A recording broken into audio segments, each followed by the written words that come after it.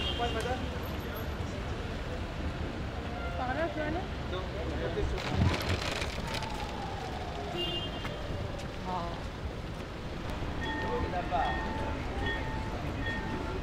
Il faut absolument que les deux, le ministre des Transports, le ministre de la Santé nous reçoivent et on veut absolument discuter avec eux. Aujourd'hui, ils ne sont pas capables de nous recevoir.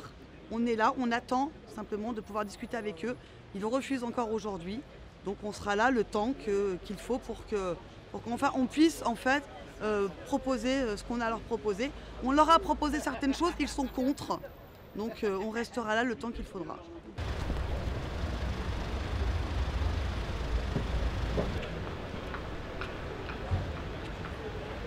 On fait du transport médical où on emmène des gens en chimiothérapie, en radiothérapie, des consultations.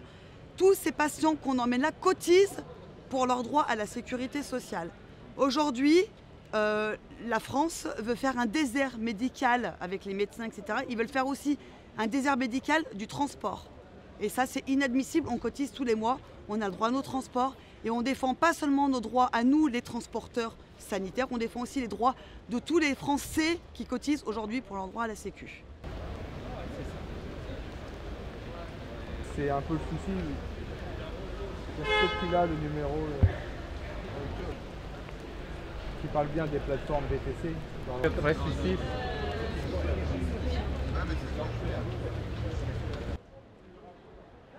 Annonce des fédérations.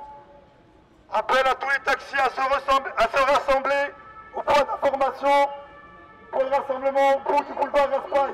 Donc Uber ne respecte pas les lois des 70 pays dans lesquels elle s'est imposée. Elle ne s'est pas installée, elle s'est imposée avec un système de lobbying. Et nous, on le dénonce aussi aujourd'hui et on aimerait bien que ça soit relayé par la presse française et internationale.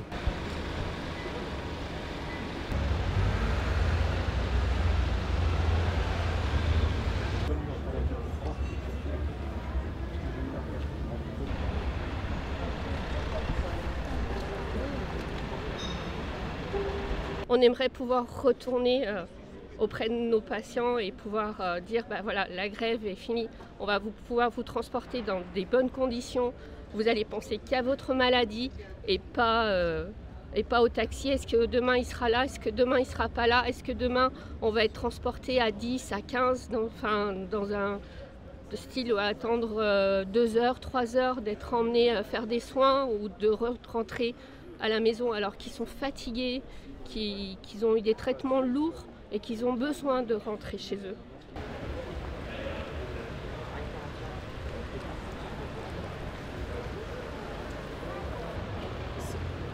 Si c'est pour la France,